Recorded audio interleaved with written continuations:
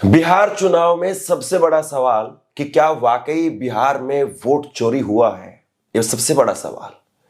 क्या राहुल गांधी वो सही साबित हो रहे हैं? बीजेपी के नेता दो दो जगह पर वोट डाल रहे हैं। हैरान रह जाएंगे आप ये जान करके, ये देख करके कि बीजेपी के कोई छोटे मोटे नेता नहीं, कोई कार्यकर्ता नहीं या कोई विधायक नहीं, बल्कि बीजेपी के आरएसएस के कद्दावर नेता अगर वो भी दो दो जगह पर वोट डाल रहे हैं तो फिर बताइए कि क्या ही कहा जाए। और इसी बिहार में इतने जोर शोर के साथ में एसआईआर हुआ। एसआईआर में 65 लाख लोगों के नाम काट दिए गए। एसआईआर में यह कहा गया कि जो बिहार में नहीं रहते हैं लेकिन जिनका वोट बिहार में है उनका वोट काट दिया जाएगा। लेकिन जो बिहार में नहीं रहते हैं फिर भी बिहार में आकर के वोट बनवा लेते हैं और बिहार में वोट डालते हैं और दिल्ली में भी वोट डालते हैं। जरा ये तस्वीर देखिए आप। ये तस्वीर है बीजेपी के पूर्व राज्यसभा सांसद और आरएसएस के कद्दावर नेता राकेश सिन्हा, प्रोफेसर राकेश सिन्हा, जो कि दिल्ली विश्वविद्यालय में कार्यरत भी हैं।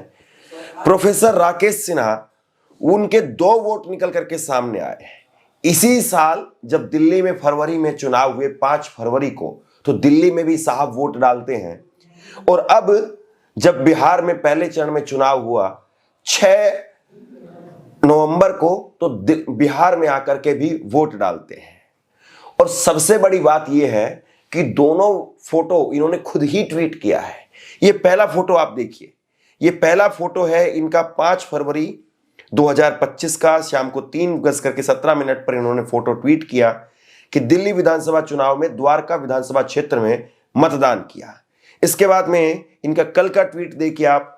6 बजे इन्होंने, माफ कीजिए 6 तारीख को 10 बजे इन्होंने ट्वीट किया कि अपने पैतृक गांव मनसेपुर बेगूसराय में अपना मतदान किया। देखिए, मतलब कुछ भी ऐसा नहीं है कि पर्देदारी है, सब कुछ खुला खुला है, बिल्कुल साफ साफ है। राकेश सिन्हा वो कह रहे हैं कि मैंने वोट डाला और बेगूसराय में अपना वोट डाला, फोटो भी ट्वीट किया उंगली के साथ में, निशान के साथ में। तो क्या इतना मुमकिन है? क्या इतना आसान है? और इसी बिहार में एसआईआर हो गया इस बीच में, और एसआईआर में भी कोई नहीं पकड़ पाया।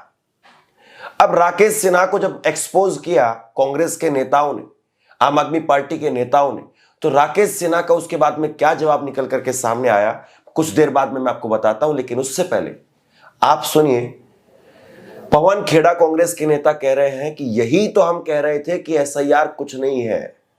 यह पता चला कि बिहार का मतदाता पूरी तरह जाग उठा है, लेकिन यह भी पता चला कि बिहार का मतदाता तो जाग रहा है, चुनाव आयोग सो रहा है या सोने की एक्टिंग कर रहा है, ड्रामा कर रहा है, नाटक कर रहा है। अनेक उदाहरण हमें ऐसे मिले दिन भर में, आप सब साथियों के माध्यम से और सोशल मीडिया के माध्यम से, जहां सरेआम यह स्पष्ट हो गया कि एसआईआर नाम की एक्सरसाइज एक ढकोसला थी। यहां तक कि भारतीय जनता पार्टी के पूर्व सांसद राकेश सिन्हा, फरवरी में उनका ट्वीट आप जैसे साथियों ने निकाल के सामने रखा, जब वो दिल्ली में द्वारका में वोट डाल रहे थे, आज बेगूसराय में भी वोट डाल रहे थे। ये एसआईआर हुआ है। न केवल राकेश सिन्हा, भारतीय जनता पार्टी के और कई प्रकोष्ठों के अध्यक्ष, कोई संतोष ओझा, ऐसे अनेक उदाहरण, 5-7 उदाहरण हैं और भी आ रहे हैं लगातार, जो दिल्ली में भी वोट दे रहे हैं, यहां भी वोट दे रहे हैं।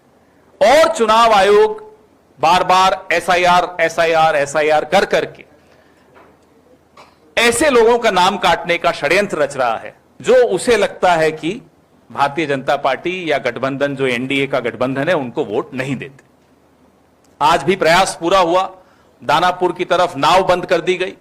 ऐसे अनेक उदाहरण मिले, लोगों के नाम कटे हुए। हम खुद, काफी साथी हमारे घूम रहे थे, आज जो भी मिले हमें बता रहे थे कि कई जगह लोग रुआंसे होकर पोलिंग बूथ से वापस लौट रहे थे।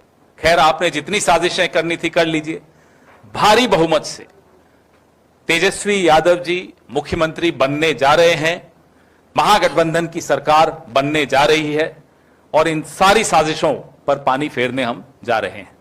अब जब राकेश सिन्हा को पकड़ लिया गया, यानी राकेश सिन्हा का मामला पकड़ में आ गया, तो उसके बाद में राकेश सिन्हा मानहानि की धमकी देने लगे कि क्या मैं मानहानि कर दूं। ये कमाल की बात है। राजनीति इतनी हल्की हो सकती है, इसका अंदाजा मुझे नहीं था। संविधान में आस्था रखने वालों पर, सवाल करने वालों को 100 बार सोचना चाहिए। मेरा नाम दिल्ली के मतदाता सूची में था। बिहार की राजनीति में सक्रियता के कारण मैंने अपना नाम गांव के मनेशपुर बेगूसराय में करा लिया। क्या इस आरोप के लिए मैं मानहानि करूं? ये इन्होंने कहा। गजब बात है। यानी आप कह रहे हैं कि भैया अब आप मानहानि भी करेंगे, और आप कह रहे हैं कि आरएसएस को इसको लेकर के नैतिकता ना सिखाए, क्योंकि कांग्रेस और आम आदमी पार्टी ने यही कहा कि क्या यही है आरएसएस की नैतिकता। इसको लेकर के कहते हैं कि मेरा पुश्तैनी घर बेगूसराय में है, जमीन से उखड़ा आदमी मैं नहीं हूं, वोट देने के लिए पैसे खर्च कर छुट्टी लेकर के अपने गांव आया हूं। संविधान के मूल्यों की बात कौन कर रहा है? आम आदमी पार्टी तो लोकतंत्र पर कलंक है। कलंकित लोग आरएसएस को नैतिकता नहीं सिखाए। अब जरूरी बात यह है कि क्या वाकई जो है वो इन्होंने अपना वोट वहां से यहां ट्रांसफर करवाया था, तो इनकी कोई ऐसी मंशा नहीं रही होगी कि ये अपने वोट से किसी को इन्फ्लुएंस कर सके। एक वोट से जाहिर सी बात है चुनाव इन्फ्लुएंस होता भी नहीं है, प्रभावित भी नहीं होता है, लेकिन कहीं रास्ता तो नहीं दिखाया जा रहा है। आप जरा देखिए कि केवल अगर मामला एक आदमी का होता या एक नेता का होता तो समझ में आता। यहां तो बाढ़ लगी हुई है। यह है बीजेपी के नेता संतोष, नाम में ही बीजेपी लिखा हुआ है। ऑफिशियल संतोष झा 5 फरवरी को ट्वीट करते हैं कि दिल्ली के अंदर उन्होंने पूर्वांचल के सम्मान के लिए विकसित दिल्ली के लिए वोट किया है। और इसके बाद में इन्होंने कल 6 नवंबर को ट्वीट किया, जिसमें इनकी पत्नी भी इनके साथ में नजर आ रही है, कि समृद्ध बक्सर के लिए, बिहार के लिए, विकास के लिए इन्होंने वोट किया है। इसके साथ में और बहुत सारे नेता ऐसे निकल करके सामने आने लगे। सुप्रिया सुनेत ने एक फोटो ट्वीट करते हुए लिखा कि यह संजय झा है, बीजेपी दिल्ली के होकर और रेहड़ी पटरी प्रकोष्ठ के सह संयोजक हैं। फरवरी 2025 में इन्होंने विकसित दिल्ली के लिए मतदान किया था और नवंबर 2025 में इन्होंने विकसित बिहार के लिए वोट डाला है। दोनों फोटो यहां पर संजय झा की वो नजर आ रही है। इसके साथ में 2 फोटो आप और देखिए। नगेंद्र कुमार है। नगेंद्र कुमार 5 फरवरी को फेसबुक पर पोस्ट करते हैं कि सबसे पहले वोट दें, अपना सरकार बना रहे आप सबको बधाई हो। और इसके बाद में कल 6 नवंबर को फिर से इन्होंने ट्वीट किया, उंगली ऊंची करते हुए, और इन्होंने किया कि मत देना मेरा मात्र अधिकार नहीं बल्कि हमारा कर्तव्य भी है, इसे पर्व की तरह मनाएं, आप भी अपना वोट दें। इसके साथ में एक और देखिए आप, मनोज झा मिश्रा जिनका हैंडल है भूतपूर्व सैनिक है, जिला उपाध्यक्ष हैं भाजपा पूर्वांचल मोर्चा के बुराड़ी विधानसभा, इन्होंने लिखा है, यानी दिल्ली के अंदर। और उसके साथ में मनोज झा की ही आप ये फोटो देखिए। मनोज झा ने पीले रंग के कुर्ते में कंधे पर सफेद रंग का गमछा डाल करके ट्वीट किया और इन्होंने कहा कि बिहार के लिए इन्होंने वोट किया है। सुप्रिया सुनेत लिखती है कि बीजेपी दिल्ली के उत्तरी पूर्वी जिले के पूर्वांचल मोर्चा के जिला उपाध्यक्ष हैं मनोज मिश्रा, और इनका ईपिक कार्ड नंबर है ये दिल्ली के अंदर रजिस्टर हैं। दिल्ली चुनाव में जोर शोर से वहां बीजेपी की सरकार बनवा रहे थे और आज बिहार में वोट कर रहे हैं। प्रतीक पटेल ने लिखा कि ये आलोक आनंद दुबे हैं, 2025 में दिल्ली विधानसभा में वोट किए थे और अब बिहार के सीवान में वोट किए हैं। आखिरकार ये कैसे संभव है? क्या यही एसआईआर हुआ है? इलेक्शन कमीशन जवाब देगा। इसके साथ में आप कुछ तस्वीरें मैं और आपको दिखाता हूं। ये है चंदन राज कुशवाहा वो वोट करते हैं कि लोकतंत्र के पर्व में अपनी भागीदारी सुनिश्चित करें। और इसके साथ ही इनका एक और पुराना पोस्ट है जब ये खुद दिल्ली के अंदर वोट डाल करके अपनी उंगली के ऊपर शाही का निशान दिखा रहे थे। ऐसे बहुत सारे फोटो, ऐसे बहुत सारे वीडियोस वो वायरल हो रहे हैं। अतुल लोंढे पाटिल ने 2 फोटो और लिखे कि महाराष्ट्र में वोट करूंगी और उसके बाद में बिहार विधानसभा के अंदर फिर से वोट करूंगी। ये उर्मी नाम की कोई महिला है, इनके 2 स्क्रीनशॉट इन्होंने सामने रखे हैं। अब बताइए इसके बाद में क्या कहा जाए। इतनी लंबी फेरिस्त है, और ये केवल तब है कि जब थोड़ी सी रिसर्च हुई है, या अभी चुनाव में किसने कहां कहां वोट दिया है वो सारा डाटा अभी सामने नहीं आया है। यानी जो कुछ ये जांच पड़ताल है वो सिर्फ सोशल मीडिया के सहारे है। जिन लोगों ने महाराष्ट्र में, हरियाणा में या दिल्ली के अंदर वोट किया था और फिर उसके बाद में बिहार में वोट किया और उन्होंने फोटो ट्वीट कर दिया, ये केवल उस जांच पड़ताल से इतना बड़ा जखीरा वो सामने आया है। अगर आप सोचिए कि चुनाव आयोग डिजिटल वोटर लिस्ट वो प्रोवाइड कर दे, दिल्ली विधानसभा चुनाव की, हरियाणा विधानसभा चुनाव की, महाराष्ट्र विधानसभा चुनाव की, लोकसभा की भी और बिहार की भी, तो कितना आसान हो जाएगा ये पता करना कि कितने लोगों ने बिहार में भी वोट किया, दिल्ली में भी वोट किया है, हरियाणा में भी वोट किया है, बिहार में भी वोट किया है, महाराष्ट्र में भी वोट किया है, बिहार में भी वोट किया है। कितना आसान हो जाएगा, क्योंकि फिर तो आप कुछ नंबर डालेंगे, कुछ नाम डालेंगे, खट से नाम निकल करके सामने आ जाएंगे। राहुल गांधी इसी को लेकर के कह रहे थे कि बिहार में भी वोट चोरी करने की इनकी पूरी तैयारी है। सबसे बड़ा सवाल यह है कि एक तरफ इतना बड़ा चुनाव हो रहा है, रैलियां हैं, नेताओं की मारामारी है, पब्लिक भाग रही है, पत्रकार भाग रहे हैं, और दूसरी तरफ अगर यही सब कुछ होना है तो फिर चुनाव का मतलब क्या है। मैं ये सवाल इसलिए पूछ रहा हूं, क्या चुनाव आयोग सामने आकर के बताएगा कि ये जो कुछ हो रहा है ये कितना सही है और कितना गलत है।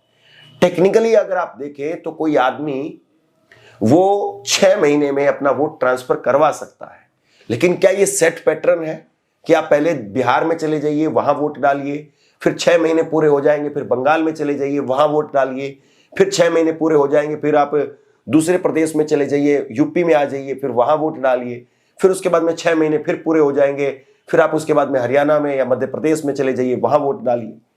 तो क्या इस तरीके से वोटर घूम रहे हैं? ये वोटर है या टूरिस्ट वोटर है कि आज बिहार में, फिर बंगाल में, फिर असम में, फिर उसके बाद उत्तर प्रदेश में, फिर मध्य प्रदेश में, और फिर उसके बाद हरियाणा घूमते रहेंगे?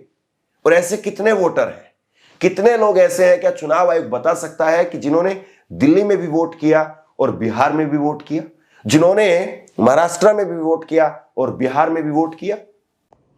एक कहावत है, सूप तो सूप छलने भी बोले।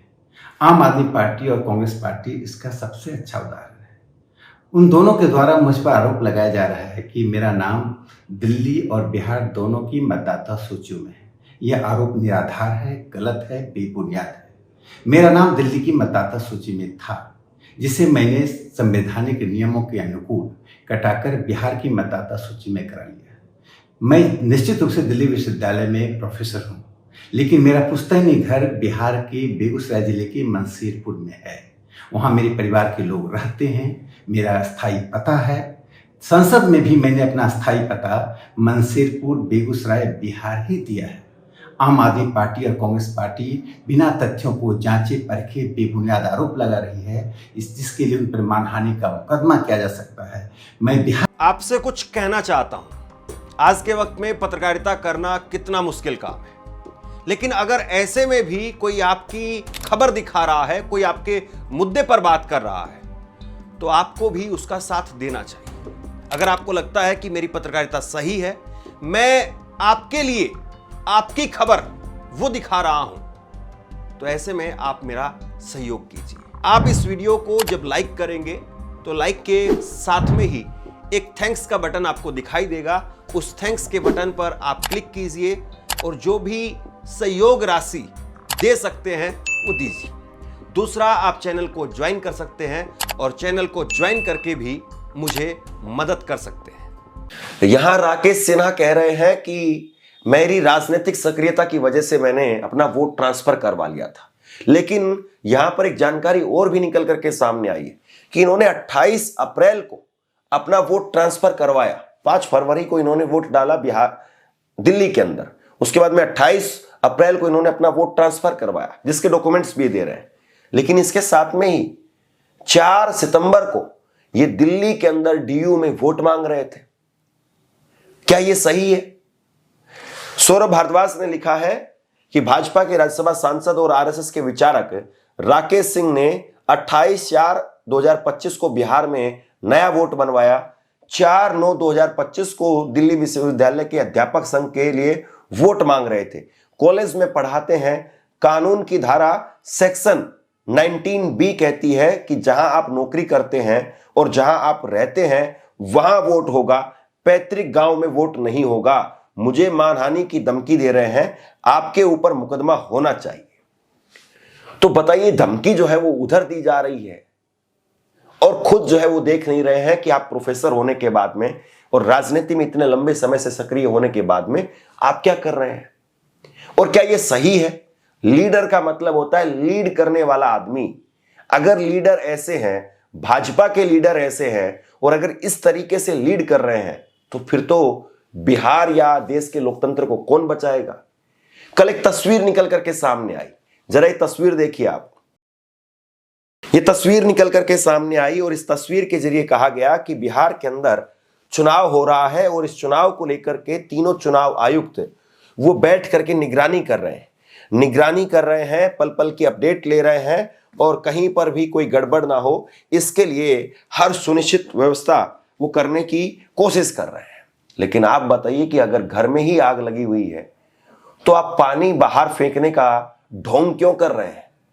सवाल इस बात का है कि अगर इतने बड़े बड़े आरोप लग रहे हैं और उसके बाद में चुनाव आयोग खामोश बैठा रहता है या चुनाव आयोग की तरफ से कोई इस पर कोई जवाब नहीं आए तो फिर इसको क्या कहा जाए? सर मैं कहना चाहता हूं कि मैंने नया वोटर कार्ड बनाया और मेरा वोट डालने नहीं दिया जा रहा। ये आपका वोट कार्ड है? हाँ जी। अच्छा, बोल रहा है कि इसको फेंक दो।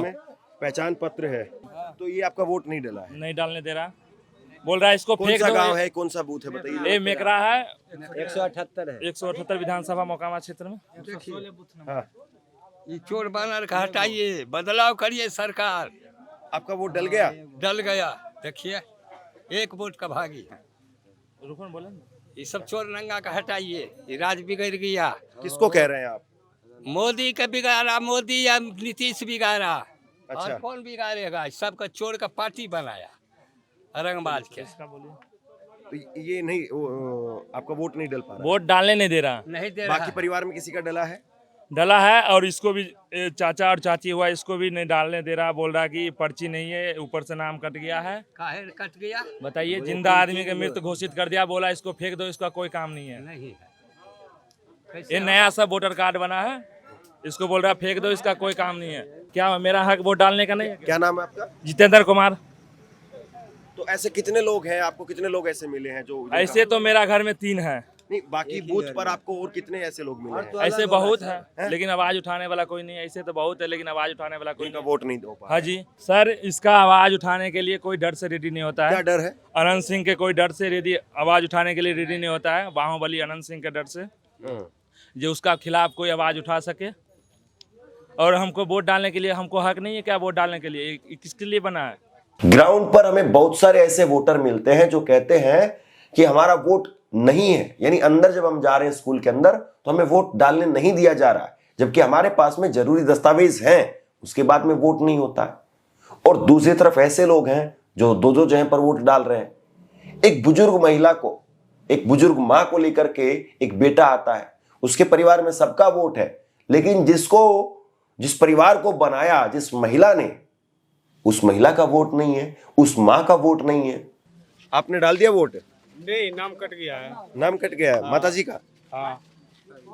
अच्छा, तो पहले बहुत वोट डाला होगा? हाँ, वोट डाला है। कैसे नाम कट गया? अभी चेक किया गया तो बोला कि इसमें कोई नाम नहीं, नो रिजल्ट आ रहा है। आपका हो गया वोट? हाँ, मेरा हो गया। और पत्नी का? उसका भी हो गया। इनका कट गया? इनका कट गया। और आपके पिताजी का या? उनका भी हो गया। उनका भी हो गया। परिवार में ये वोट कट गया। तो इतनी दूर लेकर के भी आए धूप में। हैं? आप बैठ जाइए माता जी, अगर परेशानी हो रही तो बैठ जाइए। थोड़ा बेटा हट जाओ। हाँ? कितनी उम्र है? थोड़ा हटो बेटा, हट। बच्चा आपका कोई काम नहीं, दूर हो जाओ। बैठो बैठो। तो कितनी उम्र है? कितनी उम्र है आपकी? उम्र कितनी है? कितना होगा? 60, 65, 70। अच्छा, 80 के आसपास होगा। इसमें तो 55 साल है ये, लेकिन ये पुराना होगा ना? हाँ। पहले का है। तो ऐसे कितने लोग हैं जिनका वोट कट गया है ऐसे ही? तो देखे 3 यहाँ है। हाँ, वो आपको तो बताया है। हाँ, अभी और आएगा। हाँ। अभी तो कितना लट के चला गया है, कोई बोलने वाला ना है तो क्या चल जाएगा। कुछ होने जाने वाला नहीं है, कोई जो यहाँ है यहाँ इधर खड़ा आइए, है, इधर आइए, हाँ। हाँ, क्या कह रहे हैं? जो यहाँ पे थे आप आए, जो यहाँ पे थे वो दिखाया। अब कितने घूर के चला गया और कितने आएंगे, कितने आएंगे। चलते चलते पैरों में दर्द हो गया है? पैर में दर्द हो रहा है, घुटने में भी दर्द है, कमर में दर्द है। तो देखिए, ये भी एक सच्चाई है कि बुजुर्ग माताजी हैं, चल करके आई इतनी दूर और वोट कटा हुआ है। तो पहले आपने पर्ची चेक वगैरह नहीं कराया था क्या? नहीं किए थे, चेक नहीं किए थे। अच्छा। हम सोचे सब दिन होबे करता है, तब अभी इस बार कहाँ जाएगा। और परिवार में बाकी सबका आया, इनका कट गया है। तो क्या कहा अंदर उन्होंने? बोला है ही नहीं, नाम ही नहीं, नो रिजल्ट हो रहा, तो इनका वोट नहीं डल पाएगा। नहीं डल पाएगा। अब घर लेके जा रहे हैं। हाँ जा रहे हैं। तो चुनाव में ये कितना बड़ा असर जो है वो डालेगा? बहुत सारे वोटर ऐसे हैं जिनका वोट कटा है। अब इनका क्या होगा सर? तो नहीं डलेगा। अपना देश का आदमी नहीं ना सर, हाँ? ये लोग अपना देश का आदमी नहीं ना, हाँ, अपने ही देश का है। अपना देश का ये आदमी कैसे इन्होंने कट इनको गया? पैदा किया है, हाँ, तो हमको पैदा उनको किया कट गया कैसे? इनको है, उनको कैसे कट गया? ये बात भी होना चाहिए कि नहीं? सही बात दादी है, ये पोता है, है। हाँ। ये अपना देश का आदमी नहीं इसका वोट डला रहा है, दादी का वोट कट रहा है। जबकि जिंदा है, अभी मृत्यु नहीं हुआ है। मृत्यु होता तब उसका कट जाता तो कोई बात नहीं है। जिंदा आदमी के वोट कट रहा है। बिहार के चुनाव में क्या कुछ हो रहा है और उसका क्या कुछ असर पड़ेगा अभी कहा नहीं जा सकता है, क्योंकि जब रिजल्ट सामने आएगा, जब डाटा सामने आएगा, आंकड़े सामने आएंगे, तभी सही सही तस्वीर जो पेश की जा सकती है। लेकिन फिलहाल जो कुछ हो रहा है उससे सवाल तो खड़े होते हैं। प्रियंका गांधी कहती है कि इन तीनों चुनाव आयुक्तों को आप याद रखिए। वो रैलियों में जाकर के तीनों चुनाव आयुक्त का नाम लेकर के लोगों से क्या बुलवा रही है, सुनिए जरा। आज आपके सामने मेरे भाई श्री राहुल गांधी ने सारी सच्चाई दिखा दी है। इनकी सारी सच्चाई सामने आ गई है। बिहार से इन्होंने 65 लाख वोट काटे। हरियाणा में इसी तरह से चुनाव हुआ था। 25 लाख वोट इन्होंने फर्जी लगवाए। 25 लाख फर्जी वोट। हरियाणा का सारा चुनाव चोरी कर लिया। चोरी की सरकार है हरियाणा में, और यहां की तैयारी कर रहे हैं। 65 लाख वोट कटवा के यही तैयारी यहां हो रही है। सुन लीजिए कौन है ये लोग, सुन लीजिए। कभी ज्ञानेश कुमार नाम सुना है? सुना है? नहीं सुना होगा, नहीं सुना होगा। कभी आपने ऐसे सांधु का नाम सुना है? नहीं सुना होगा। कभी विवेक जोशी का नाम सुना है? नहीं सुना होगा, क्योंकि अपने पद और आयोग के पीछे छुपे हुए हैं। लेकिन यही है चुनाव आयोग के सबसे ऊंचे अधिकारी, जो इस देश के संविधान के साथ, इस देश के लोकतंत्र के साथ खिलवाड़ कर रहे हैं।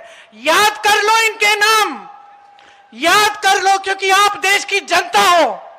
आपके खून और पसीने से ये धरती सींची गई है, और इस धरती के साथ, हमारी मातृभूमि के साथ, हमारे संविधान के साथ आज खिलवाड़ हो रहा है। आपके अधिकारों के साथ खिलवाड़ हो रहा है।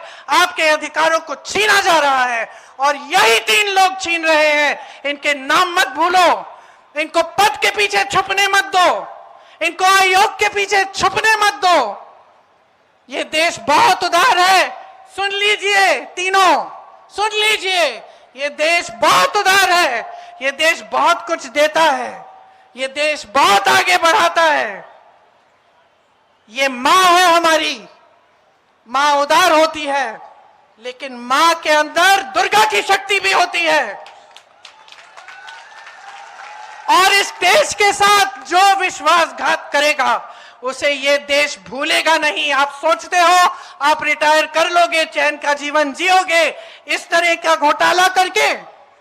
तो याद रखो, याद रखो, ये देश आपको नहीं भूलेगा। आज से हर सभा में मैं इनके नाम सुनाऊंगी और हर सभा में आपसे बुलवाऊंगी। बोलिए मेरे साथ, ज्ञानेश कुमार, बोलिए जोर से, ज्ञानेश कुमार। एस सांधू, विवेक जोशी, और याद रखिए इनके नाम, और याद रखिए कि ये देश आपका है, ये बिहार आपका है। ये कोई आपके साथ आपसे छीनने की कोशिश करे तो खड़े हो जाइए, अपने अधिकारों के लिए लड़ाई लड़िए, जिस तरह से आपके पूर्वजों ने हमारी आजादी की लड़ाई लड़ी। राहुल गांधी घूम घूम करके देश भर में वोट चोरी की बात करते हैं। बिहार में वोट अधिकार यात्रा निकाली, बिहार में एसआईआर की प्रक्रिया हुई, बिहार में एसआईआर की प्रक्रिया का मामला सुप्रीम कोर्ट तक पहुंचा, सुप्रीम कोर्ट में पूरी छानबीन हुई, लेकिन उसके बाद में निकल करके क्या सामने आया, यह बहुत बड़ा सवाल है। और क्या राहुल गांधी जिस बात को कह रहे हैं कि बीजेपी के नेता या जहां बीजेपी जीत रही है वहां पर बल्क में वोटर निकल करके सामने आ रहे हैं। हरियाणा को लेकर के हाल में ही उन्होंने खुलासा किया कि हरियाणा में 25 लाख वोट चोरी किए गए, जबकि हरियाणा में कांग्रेस मात्र 22,000 वोटों से हारी थी। यहां पर बिहार के अंदर महागठबंधन पिछली बार महज 12,000 वोटों के अंतर से हारा था।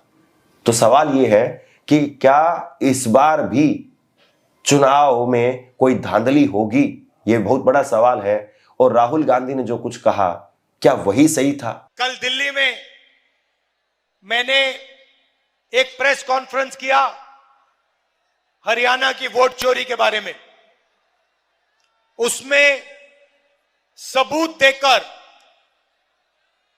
हमने दिखाया कि बीजेपी ने नरेंद्र मोदी, अमित शाह, इलेक्शन कमीशन, इन सब ने मिलकर हिंदुस्तान के संविधान पर आक्रमण किया। हमने प्रेस कॉन्फ्रेंस में साफ दिखाया कि हरियाणा का चुनाव वोट चोरी करके जीता गया। बीजेपी चुनाव हार रही थी, चोरी करके बीजेपी ने चुनाव जीता है। और हमने ऐसा सबूत दिया कि उसका कोई जवाब बीजेपी नहीं दे पा रही है, कोई जवाब इलेक्शन कमीशन नहीं दे पा रहा है।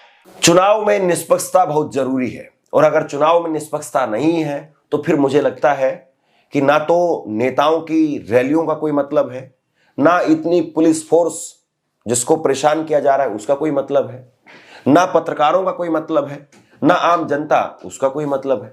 अगर चुनाव में निष्पक्षता नहीं है तो फिर बताइए क्या ही कहा जाए। बहरहाल अब इंतजार इस बात का है कि जो कुछ आरोप लगे हैं उस पर चुनाव आयोग क्या कहता है।